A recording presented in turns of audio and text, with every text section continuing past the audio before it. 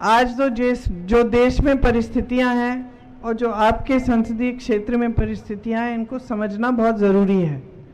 आज आपके सांसद भाजपा के हैं, सरकार प्रदेश में भाजपा की है और केंद्र में भी भाजपा की सरकार है, ठीक है। तो लगभग आप देखिए कि वही स्थिति है जो एक ज़माने में जब मेरे पिताजी आपके सांसद होते थे तो हमारी सरकार केंद्र में भी थी, प्रदेश में भी थी। और पिताजी ने कितने काम कराए, जो यहाँ बुजुर्ग बैठे हैं उनको याद होगा कि कितना काम हुआ अमेठी में, कि देश भर में अमेठी जाना जाता था, क्योंकि यहाँ पे बड़े बड़े उद्योग खोले गए, बड़ी बड़ी सड़कें बनी, यहाँ पे तमाम ऐसे काम हुए जिससे रोजगार बना, खेती हुई। मैं पिछली मीटिंग में बता रही थी कि जब मैं छोटी थी और यहाँ आती थी तो मुझे सफ़ेद सफ़ेद ज़मीन दिखती थी, तो मुझे याद है, मुझे समझ में नहीं आता था कि क्या है। बुजुर्गों को याद होगा, मैं पिताजी से पूछती थी कि ये ज़मीन सफ़ेद कैसे हो गई है, पहली बार देखी है। यहाँ तमाम ज़मीन ऊसड़ होती थी, उस ऊसड़ ज़मीन को हरा भरा करने के लिए काम भी मेरे पिताजी ने कराया कि किस तरह से यहाँ की ज़मीन उपजाऊ होगी, यहाँ हरियाली आएगी। आज जब हम यहाँ घूमते हैं तो सारा हरा भरा दिखता है। तो मैं क्यों कह रही हूँ ये बात, क्योंकि समझने वाली बात यह है कि अगर नीति नियत ठीक होती है नेता की, किसी राजनीतिक दल की, तो बहुत सारा काम हो सकता है। लेकिन आज आपकी जो परिस्थितियां हैं वो क्या है? बहनें बैठी हैं, दुकान जाती हैं कुछ खरीदने के लिए, आधे सामान छोड़ आती हैं कि चलो कोई बात नहीं, ये इतना ज़रूरी नहीं है, अगली बार ले लेंगे। आज जो ज़रूरी है वही खरीदेंगे, क्योंकि महंगाई इतनी है, सब कुछ महंगा है। मिट्टी के तेल, चीनी, आपको बोला गया था 13 रुपए किलो मिलेगी, मिलती है? चीनी तो मिल ही नहीं रही है, मिट्टी का तेल मिल ही नहीं रहा है। पेट्रोल डीजल महंगा, सब्जियां महंगी, सब कुछ महंगा है। मतलब ऐसी एक चीज़ नहीं रही जो सस्ती है, जो आप कह सकते हैं इसका अच्छा भाव है, मैं खरीद सकती हूँ, है कि नहीं? आज आप मेहनत करती हैं, पूरा परिवार मेहनत करता है, आप खेती में करेंगी या कहीं मजदूरी की करेंगी, फिर भी घर आके मेहनत करेंगी। घर आएंगी तो खाना पकाना, घर की सफाई, घर का देखभाल, परिवार के सदस्यों का देखभाल, है कि नहीं? इसके साथ साथ किसान खेती में मेहनत कर रहा है, उसकी कमाई नहीं हो रही है, क्योंकि उस पे के भी जितने भी खेती के सामान है उस पे भी टैक्स लगा हुआ है, जीएसटी। अब वो कमा नहीं पा रहा है, तो मजदूरी भी कम रख रहा है खेत पे, तो फिर लोगों को रोजगार भी कम मिल रहे हैं। किसान की ये परिस्थितियां हैं कि रात को बैठ के मचान लगे हुए हैं, तमाम मैं आ रही थी, देख रही थी, सब मचान लगे हुए हैं, क्योंकि आवारा पशु आपके खेत चल रहा है। सालों से ये समस्या चल रही है, किसी की सुनवाई ही नहीं है। दिन में काम करते हो, रात को जाके खेत में बैठते हो अपने खेतों को बचाने के लिए। जिसके पास थोड़ा बहुत पैसा है वो तो ठीक है, वो कुछ बना सकता है रोकने के लिए, लेकिन जिसके पास नहीं है वो क्या करे? आप बच्चों को बड़ा करते हो, मेहनत से शिक्षित करते हो, कभी कभी कर्ज लेना पड़ता है, बच्चे का ट्यूशन देना पड़ता है, कोई भर्ती की परीक्षा दे रहा है, कोई नौकरी के लिए कहीं इंटरव्यू के लिए जा रहा है, लेकिन क्या रोजगार मिल रहे हैं? आज अपने बच्चों का भविष्य आप बनाने की पूरी मेहनत करते हो, लेकिन सरकार की तरफ से कोई समर्थन नहीं मिलता। सरकार की तरफ से ऐसी स्कीमें आ रही हैं कि सेना की भी भर्ती जो है उसको 5 साल की कर दी है।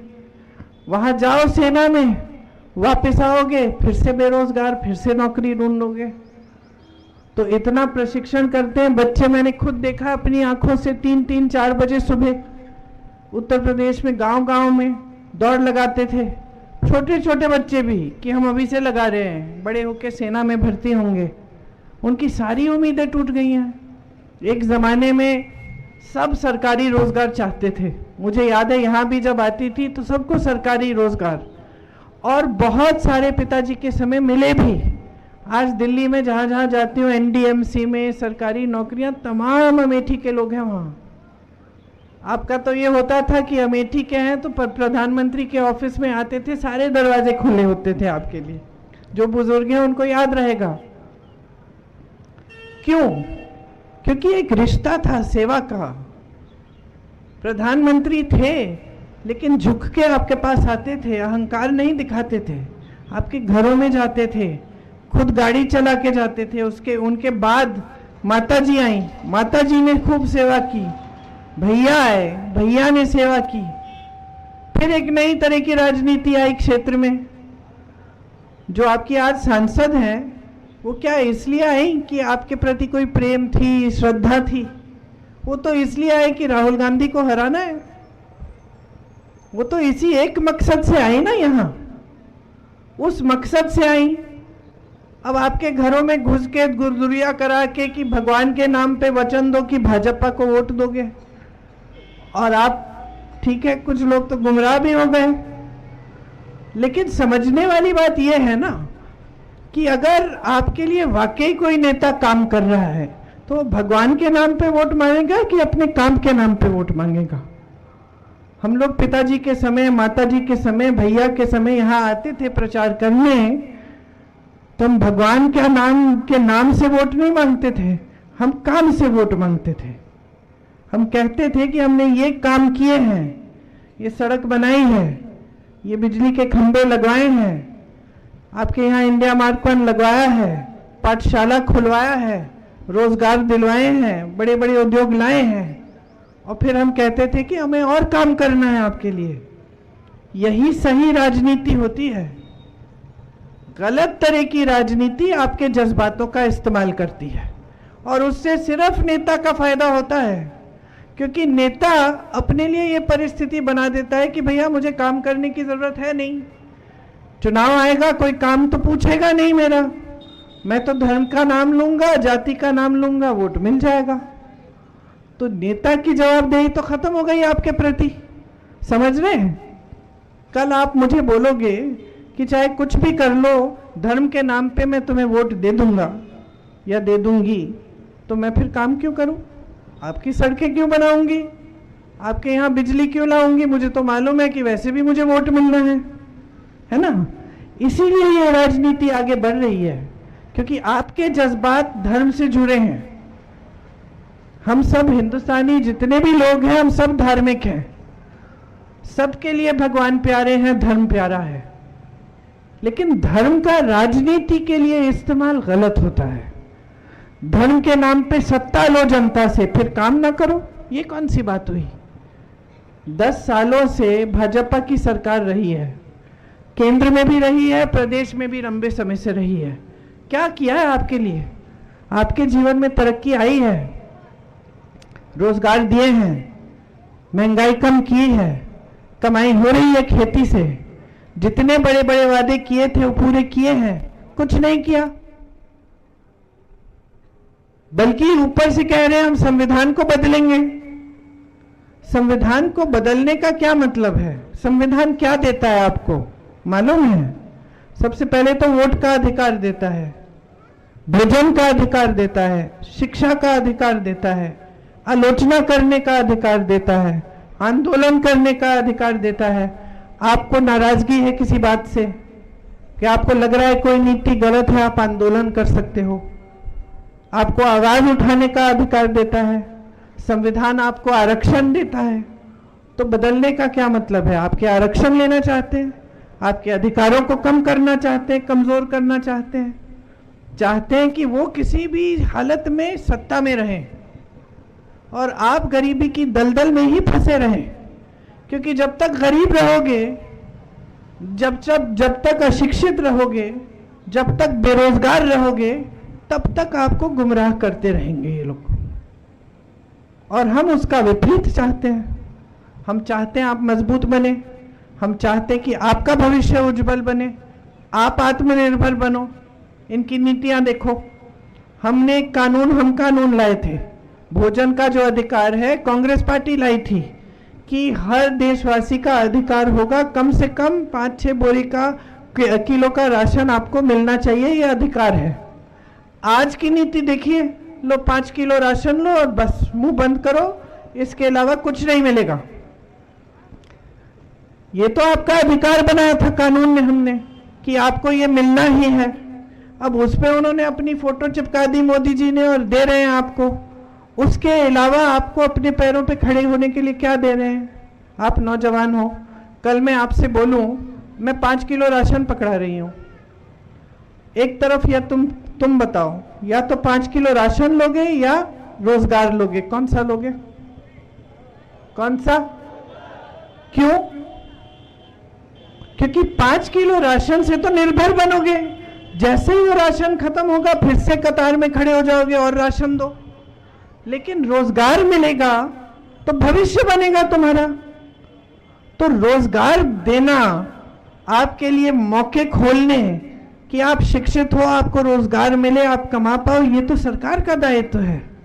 लेकिन सरकार कर नहीं रही है। आते हैं मंच पे बड़े बड़े नेता, इनके प्रधानमंत्री जैसे नेता, और फिजूल की बातें कर रहे हैं, कह रहे हैं कि कांग्रेस पार्टी धर्म के विरोधी है, कांग्रेस पार्टी आपके भैंस चुराएगी, आपके गहने चुराएगी। कैसी बातें हैं ये? बकवास की बातें हैं। प्रधानमंत्री को खुद एहसास नहीं हो रहा है कि 10 सालों से सत्ता में रहे हैं, दुनिया के सबसे बड़े नेता कहलाए जाते हैं, भाजपा के बाकी नेता कहते हैं कि मोदी जी जैसा कोई नेता ही नहीं रहा, और अपना काम का हिसाब नहीं दे सकते। ये नहीं कह सकते कि क्या किया है देश के लिए।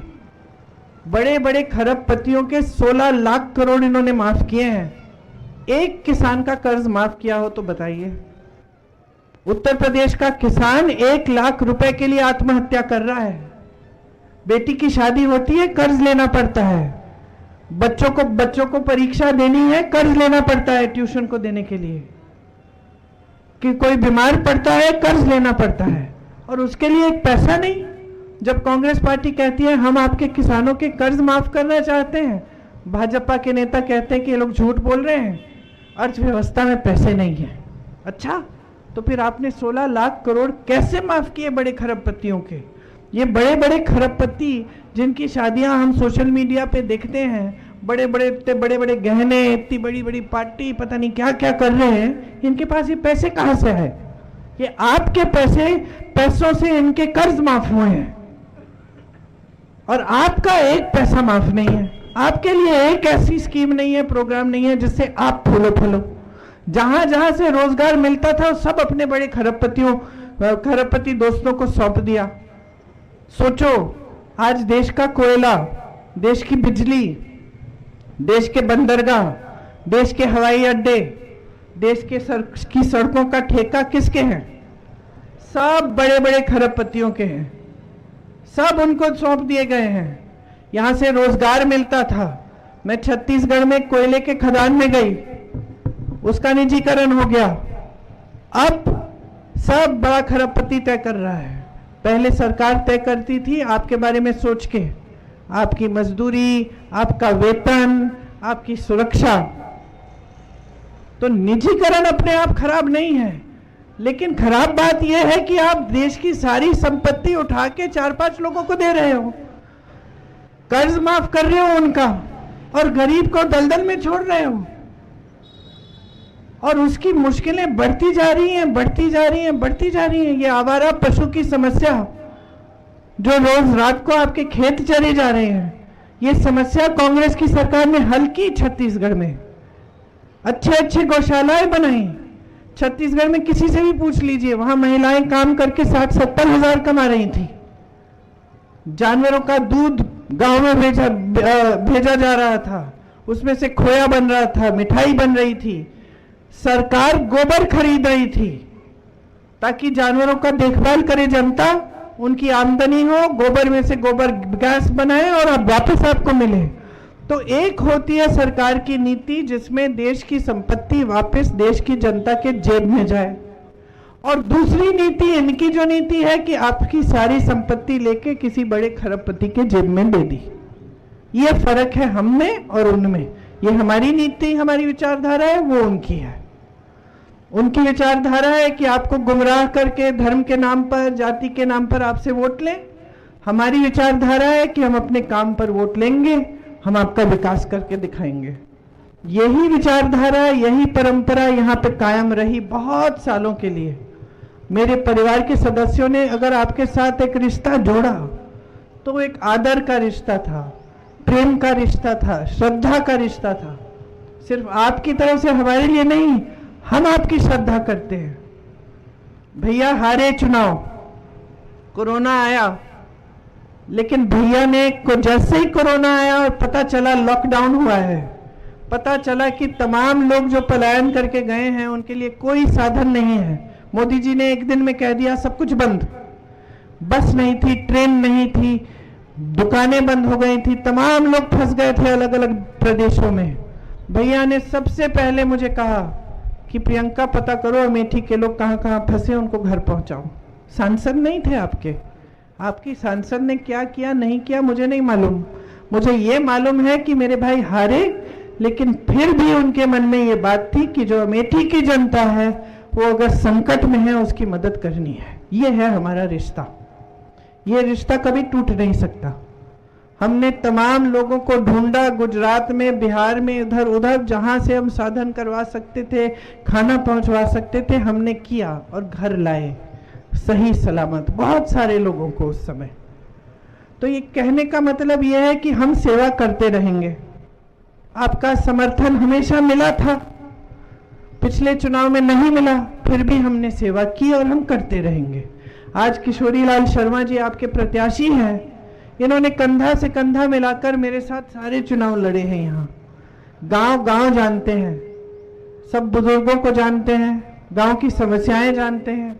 वो जानेंगे कि ये सड़क किसने बनाई और कब बनाई, कि इस गांव में बिजली है कि नहीं है, कब आई, सब कुछ जानते हैं, क्योंकि 40 सालों से आपकी सेवा की है। आपके जैसे हैं, आपके बीच आएंगे, आपसे मिलेंगे, अहंकारी नहीं है। तो हमने इनको इसलिए प्रत्याशी आगे किया है कांग्रेस पार्टी की तरफ से, क्योंकि हम सोचते हैं कि इनसे अच्छा यहाँ के काम कराने के लिए, आपकी समस्याओं को सुनने के लिए कोई और नहीं है। हम अपना रिश्ता आपके साथ कायम रखना चाहते हैं। इस चुनाव में हम कुछ गारंटी लाए हैं, वो आप ही की भलाई के लिए है। आप जानकारी ले सकते हैं कि जिन जिन प्रदेशों में कांग्रेस की सरकार है, हमने जो जो गारंटी दी है वो आज पूरी हो रही है। हमारी सरकारें जहां हैं बहनें, वहां बहनों के खातों में आज भी पैसे डाले जा रहे हैं। हम चाहते हैं कि 8,500 रुपए हर महीने हर गरीब परिवार की सबसे बड़ी महिला के खाते में डाले जाएं। एक साल में पूरे ये 1 लाख रुपए बन जाते हैं। आशा, आंगनवाड़ी और मिड डे मील की महिलाओं के लिए हम चाहते हैं कि आपका मानदेय बढ़ाया जाए। हम केंद्र की तरफ से दुगनी राशि देंगे ताकि आपका मानदेय कम से कम दुगना हो। इसके अलावा जो सरकारी रोजगार हैं उनमें से आधे रोजगार महिलाओं को दिए जाएंगे। जो स्नातक बच्चे हैं उनके लिए हम एक अप्रेंटिसशिप का प्रोग्राम लाएंगे, जिससे 1 लाख रुपए सालाना कमा पाएंगे। जब तक उनकी स्थायी नौकरी न लगे तब तक अपना हुनर भी बनाएंगे और इनको 1 लाख रुपए सालाना भी मिल जाएगा। पेपर लीक के खिलाफ हम कानून लाएंगे, सख्त से सख्त कार्रवाई होगी। 5,000 करोड़ रुपए का फंड आएगा ताकि जो नौजवान अपना कारोबार शुरू करना चाहता है उसके लिए कुछ पैसे हो, सुविधा हो, वो वहां से अपने लिए फंड लेकर कारोबार शुरू कर पाएगा। 30 लाख पद आज मोदी जी की सरकार में खाली पड़े हैं, हम उन पदों को भरेंगे। खेती किसानी के जितने भी सामान हैं जिस पे आज जीएसटी है, उन सबको जीएसटी मुक्त किया जाएगा। न्यूनतम समर्थन मूल्य कानूनी अधिकार बनेगा आपका। अगर आपके खेतों में नुकसान होगा तो कानून आएगा कि 30 दिन के अंदर अंदर आपका पूरा भुगतान होना चाहिए। तो हम आपके लिए काम करना चाहते हैं। ऐसी तमाम स्कीमें हैं जिनसे आपका फायदा होगा। 25 लाख का बीमा, स्वास्थ्य बीमा हमने राजस्थान में लागू किया जब हमारी सरकार थी। अभी कुछ मेरे ख्याल से 6 महीने पहले सरकार बदली, लेकिन 6 महीनों पहले तक हमारी सरकार जब थी तो कोई भी इलाज कराना था 25 लाख के अंदर अंदर मुफ्त होता था। हार्ट के जो मरीज हैं उनकी हार्ट की सर्जरी ऑपरेशन हुआ उनको एक पैसा नहीं देना पड़ा। तो 25 लाख का स्वास्थ्य बीमा हम पूरे देश में लागू करना चाहते हैं, ताकि 25 लाख का सबका इलाज मुफ्त में हो पाए। ये सब बातें हैं जो हम करना चाह रहे थे आपसे उम्मीद है कि 20 तारीख को जो पहले नंबर पे पहला बटन है, उस पे जो पंजे का निशान है, उसको दबा के आप भारी बहुमत से किशोरी जी को जिताएंगे, ताकि फिर से एक बार सेवा की राजनीति, समर्पण की राजनीति अमेठी में वापस आए।